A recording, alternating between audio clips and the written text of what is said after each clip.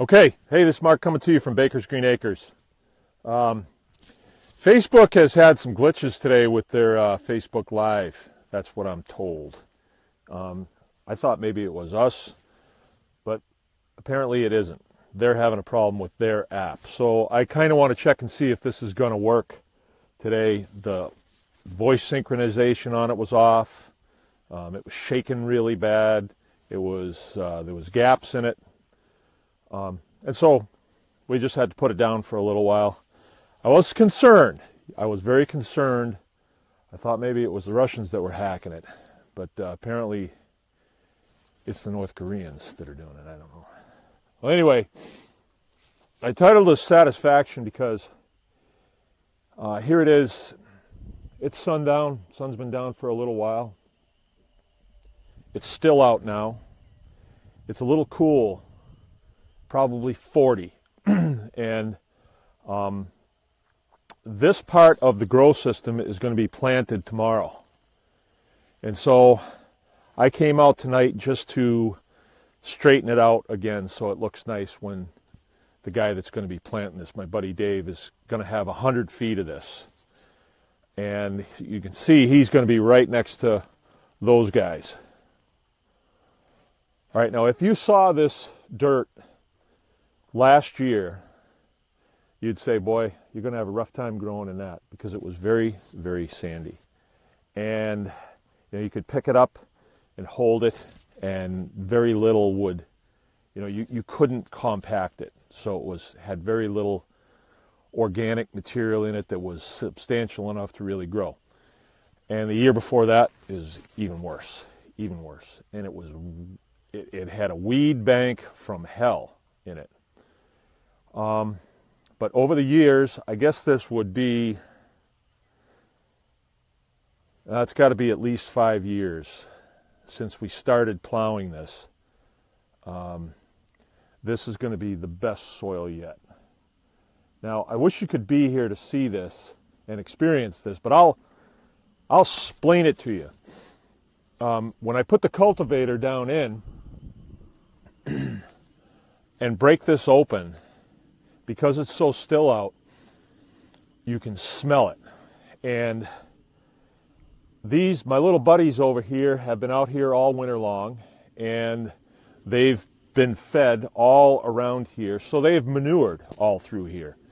And I don't know, 30 of them, and they probably eat 3-4 pounds of feed a day. So you do the math on that. There's been a lot of manure put down on this, a lot of urine put down on this. And the other day when I came out and I plowed it for the first time, that'd be four days ago. Here's a section right here. I just went through it real quick, and there was very little weeds or anything that was holding up production. Okay, Justin Robbins, keep the videos coming. And Zoe Shields just joined. All right, how you doing? I'm supposed to be interactive with you guys. And I will keep the videos coming. They're really good for me because it's almost like I'm going to have visitors every day. Which reminds me, this Saturday, our visiting hours are going to start promptly at 1 o'clock. So we'll be loading up on the hay wagons and going out for the tour.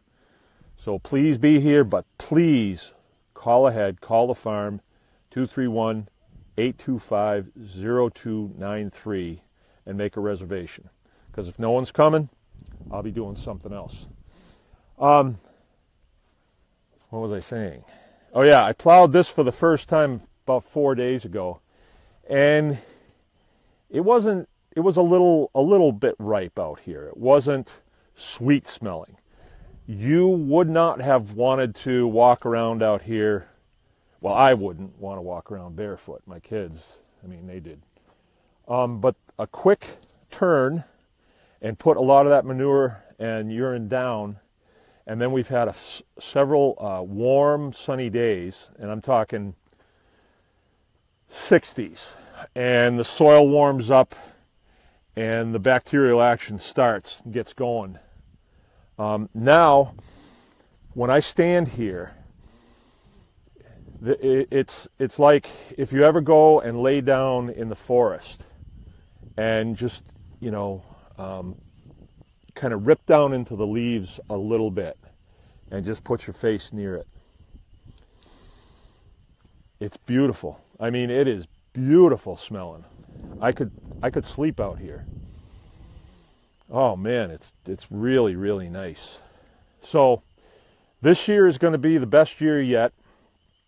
I'm going to finish plowing this up for Dave, and then I'm going to get the irrigation lines laid out just so he knows where to set his rows. And you know, we'll keep you updated on this, but I think this is going to be really something to see. And you know, as if you're new to this project, it's 300 long and 100 feet deep, and then we're dividing it up in 100-foot sections. So there'll be 3 100-foot sections. These guys will be the diggers. They're going to be over here until I get some sort of growth on the far end, and then I'll swing them down there. Where their house was this winter, that half pipe there, it's there's a lot of bedding that needs to still break down, and it stayed wet. So that's where Dave usually farms, but he's going to come up here because this is higher, drier, and there's less muck that has to be, you know, worked through. I had a question about rototilling, and I will talk about that a little bit. I mean, there's a couple ways to go. You can be of the camp that will tell you that that tree is connected to that weed right there. And that's good. That's good. But that doesn't mean that I'm not going to till this field to keep my weeds down. I think that at this point in this system, I think it's more important for me to keep weeds down. And let me explain that a little bit. If you took a cubic inch of soil out of here, put it on the microscope, and then meticulously picked through it and picked out every single seed that was in it, and then weighed the soil to the seeds, you would have more soil than seeds. And once those seeds were out of that soil, that's it, they're out. So there's a finite number of seeds out here in the field right now, finite number, whatever that is. And I don't know what it is, but it's finite. That section over there, and also that section where they are, the seeds are going to germinate, the weed seeds are going to germinate, and they're going to come up. And you're going to get a little plant. If you go out there and you have a nice covering of small little plants, and you're going to have everything you can think of out there, and you turn those down, that's a whole bunch of seeds that you've just defeated. Now, if you let them go to 4 feet tall and then get brown and let their seeds go, you've just added to your seed bank considerably, and you don't want to do that. So we're not going to do that. But the only way that I can think of doing that, of knocking that down, is either you have animals out here that as soon as a seed pops up, they're going to eat it off, little salad green, or you till it. And then, you know, some people will say, well, you bring in more seeds to the top. Yeah, but eventually I'm going to get them all. And you will, eventually. And I've heard people say, oh, you'll never get ahead of it. You'll never get ahead of it. Well, I'm kind of ahead of it right now. We've got weeds coming up in other fields, and I've had very few come up in this field. And you know what? I'm going out and I'm grabbing them. And I feel as though it's worthwhile doing. The other way you can do it is let them all come up and then round up the whole thing. We're not going to do that. I'm not going to use Roundup on our place. I'm just not going to do that. My neighbors do, so it's in my water, but I'm not going to do it. Okay, so that's why I believe at this point, this stage of the game, tillage for me is the way to go. But that's not the only way. That's not the only discipline that I'm not going to use that as the only discipline. Another discipline that I'm going to use alongside of that is, and I won't be able to do it on all 3 fields, but at least one field, when the pigs come off in the early fall and go to the produce field, which would be this one, when Dave gets all of his stuff off of here,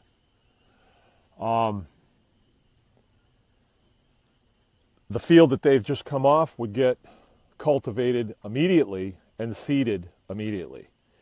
And for that type of seeding, cover cropping, we have had really good luck here with our soil, our climate, with rye. And I've put it in as late as September 1st. And I've gotten good enough growth that it goes into winter and comes out of winter, which is nice. I mean, it will overwinter. Those grasses will get completely covered with snow, and they'll stay alive under there. And then when the snow goes, boop, there they are. And you can seed it very thick if you want to. There's a couple different ways that you can do it. Like if you're going to seed rye to harvest rye, you don't want to plant it really thick. I mean, I'm talking rye, the kernels. But if you're going to seed it as a cover crop that you intend to put livestock on, I would seed it really thick. It's not going to cost very much. A bag of rye is under $10, and I would use a quarter of a bag on 100 by 100. I wouldn't even use that much, and I'd be pretty.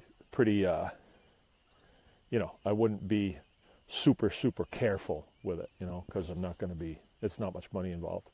But then when it comes up, it's going to come up thick as can be, and we're going to be turning pigs on it in the spring, and they've got this just beautiful carpet of lush, supple grass that they can eat the grass, they can eat the roots, and they can follow those roots down and till everything up.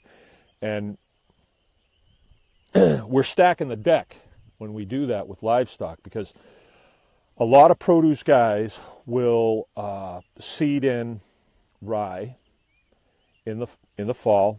It'll overwinter, and then they will turn it down with a machine. That's called green manuring. And then that green manure has to decompose. That decomposition process requires nitrogen, requires it. And so there you are depleting your ground of nitrogen again. So then, well, what do? Well, let's get some nitrogen on there, so let's put some fertilizer on. Well, it's money. The nitrogen that you use is detrimental to the health of your little wormid friends, and you really need worms in your soil. They're very, very important.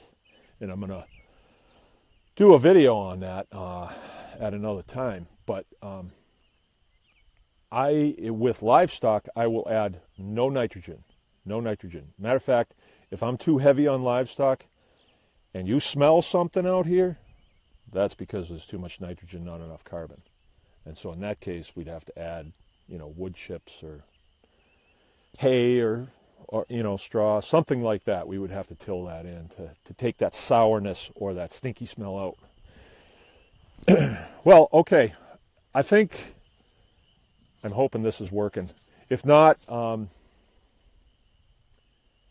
we'll figure something out. We'll figure out a way to make this work. Maybe what we'll do is we'll make the videos, and then I'll turn them over to my wife, and she'll render them, and then she'll upload them 2 places simultaneously, and then you can watch them wherever. I would like to put the call out again. We are a business. We do need to move product off the farm. We need to move beef, pork, and chicken. And I'm going to have 1,000 people see this video before too long. And I'm going to ask you, if you're not in the mood to buy beef, pork, or chicken from us, and you don't see the benefits in that or anything like that, please like and share this, and maybe somebody that you share it to will. And we will have, customers coming to us to want to buy this stuff. Things are going good, but we really would like to expand things to a different level. And this is as good a mode to put the word out as any. So this is Mark from Baker's Green Acres. It is working, Mark. Eduardo Perry, thank you. And Wendy Allen has joined. Welcome. Welcome. I did a video this morning while I'm at it, and I don't know if it worked because I couldn't view it. And I said that there's a couple things that we're going to do. I started the video off and I said, caution, trigger warning. And I thought that because I said that is why the video wouldn't work. I thought maybe Facebook won't do anything where it won't upload a video that you say caution, trigger warning, because I think that's really funny. And I was going to show off some bacon burgers that we've had made, and I was hoping that it would trigger people to order them so we could send them out. But I don't know if the video worked. But in that video I said that we're going to field questions, try to do that one video a week, and we'll just call it the Q&A. And so my wife's going to compile all those, and I'll just go to it answering those questions. The other thing is I requested a button to be put on the website, bakersgreenacres.com, and it's going to be the deal of the week. So if we're heavy on something, if something's needs to be moved out of the freezer, or if we just want to get it into people's mouths so they can see it's a good product, we're going to offer it on the deal of the week. But it's something that we can kind of experiment with. I'm also going to sell animals on the deal of the week, so I'll be able to put pictures of them up and what the prices of them are.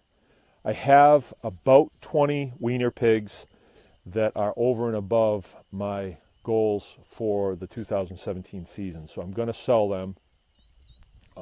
If you're interested in those, please, I don't know, message me or call me or whatever it takes to get in touch with me. We're going to sell them for $200, and that's a pretty good deal. And I also have some breedable animals that I'm going to let go too. I have a couple of boars that have been around here for a while. I got Friendly and Larry, and they still got a lot of time left in them.